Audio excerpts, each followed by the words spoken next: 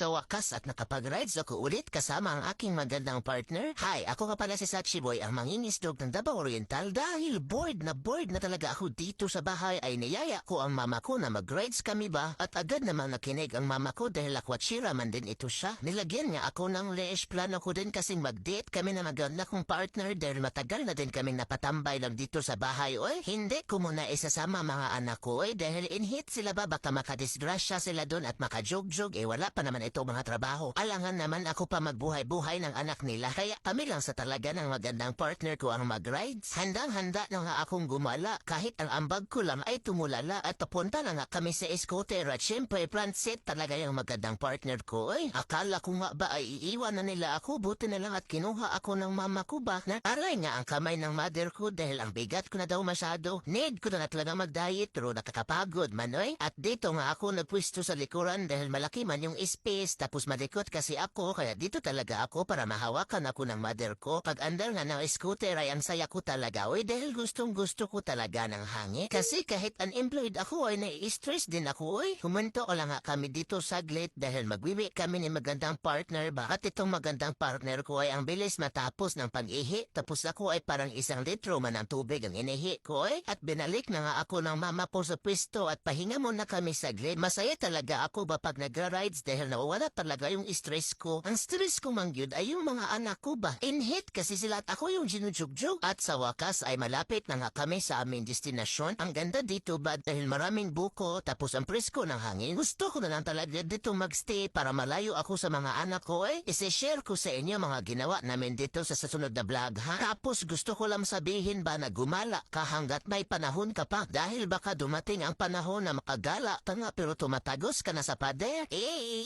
Pinag-ditch break ko si magandang partner kahit wala akong trabaho. Hi, ako nga pa na si Sachi Boy, ang mangingisdog ng Davao Oriental. Dahil medyo matumal nga ang pangingisda ngayon ni Tatay Do ay na-bored talaga ako sa bahay ba. Kaya sabi ko sa mama ko na mag-beach na lang kami at mag-date din kami ng magandang partner ko. Kahit wala akong trabaho ay naiisip ko pa rin mag-beach break dahil kailangan man din yan ng mga unemployed kinakatapagod man din maghiga lang at kumain buong araw. Ang ganda nga pala dito sa lugar na ito, nandito pala kami sa payag ni Jose. Ganda talaga dito ba, may bundok ka na, may dagat ka pa. Bilang isang unemployed ay mahalaga din talaga sa akin ba na makabisita sa mga magagandang lugar dahil deserve ko man yan. Nakakita man ako ng ibang mangingisdog ba, winaradyahan ko talaga ang magandang partner ko baka maagaw niya at nakakita na kami ng magandang pwesto at umupo lang muna kami at nagmuni-muni. Ang sarap ng hangin ba, lasang chimkin. Makakaisip ka talaga ng solusyon mo sa problema mo dito ba. Ang laki kasi ng problema ko. Ang problema ko kung ano ba yung unahin, yung tulog ko ba o yung kain. At ito nga ay maglakad-lakad na daw kami sa puting buhangin para maka-stretching din ako dahil sobrang taba ko namang gunamanghak talaga ako sa buhangin dito ba dahil kulay puti para mang naklorinaanoy. Ang kulay kasi ng buhangin sa bahay ay kulay gray. Humiga muna ako dahil napagod ako ba. Inamoy ko nga itong buhangin nila baka may chimkin ba. Pero wala man kaya humilata na lang ako. At itong si magandang partner ay busy man sa paghuhukay. Inamoy ko ba baka may nahukay siyang chimke? Pero parang kinabahan man ako dahil parang seryoso man talaga siya sa paghuhukay. Parang feeling ko ba na ilibing niya ako dyan. Hindi kasi ako naging responsableng ama sa mga anak namin. Kaya ngayon ba ay bumabawi talaga ako kay magandang partner dahil alam ko man na hindi talaga madaling mag-anak-anak. Pero feeling baby man good ako hanggang ngayon ba. Kaya sa mga tropa paps kong unemployed dyan ay i-date mo ang partner mo kahit ikay-gipi para hindi ka ipagpalit sa ibang perbibing cute at makulit.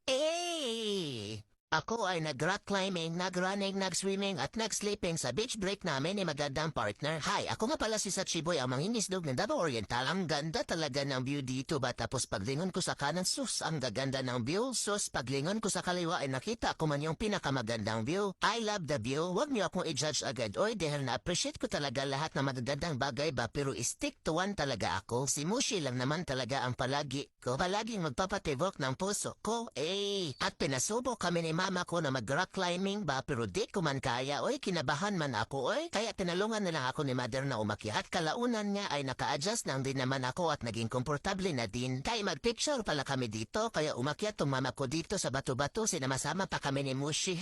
Pero bakit man magtalikod ba't hindi man magharap sa kamera habang nag-share nga lang ako ay naisip ko talaga ba kung paano makakaakyat sa mga bato-bato at naglakas loob talaga ako ba na subukan sinubukan talagang umakyat at iniipon ko talaga lahat ng lakas ng loob ko. Pero nag-hold back man ako nag-overthink ako ba? Paano kung mahulog ako? Paano na ang chimkin ko? Paano na ang mga treats ko? Paano na ang lagay ko? Kawawa naman ang magandang partner ko. Wala na siyang puging partner. Pero hindi. Kaya ko to. Kaya ko ngang mag-anak ng 7, umakyat na ba sa bato-bato, i-balance ko lang itong bigat ko at boom, isa na akong rock climber. Pero iksit ko muna ang paligid, baka may crab at makagat ang junjun ko. Gusto ko sana pumunta sa dulo pero takot man ako. Kaya pinil ko lang talaga yung moment ko dito ba tapos bumalik na ako agad. Kinabahan nga ako ulit ng pababa na ako ba. Pero naging brave man ako at bumaba talaga ako na hindi nagpatulong sa mama ko. At umakyat nga ulit mama ko sa bato-bato tapos ako sumunod naman ako sa kanya. Siyempre magpapakitang gilas din ako sa mama ko. Sabaya yung nagbibili ng chimkin ko at sa wakas at pinakawala na ako sa leash ko ba at humaruro talaga ako sa pagtakbo at nagbasa-basa talaga ako sa sarili ko. Tapos pagkakita po nga napapunta na mama ko sa akin ay tumakbo ako at pinahabol-habol ko talaga siya. At sus nahuli man ako, kakilljoy talaga ng mama ko ba. Pinigilan niya akong pumunta sa dagat dahil malalim naman daw doon. Pero okay lang basta nakatampisaw-tampisaw na ako. At ito talaga yung pinaka-favorite ko, ang matulog. Kaya ang mensahe ko sa inyo, siguraduhin magpahinga, ang trabaho ay mapapabukas pa kaya huminga at huwag magbida-bida. Hey!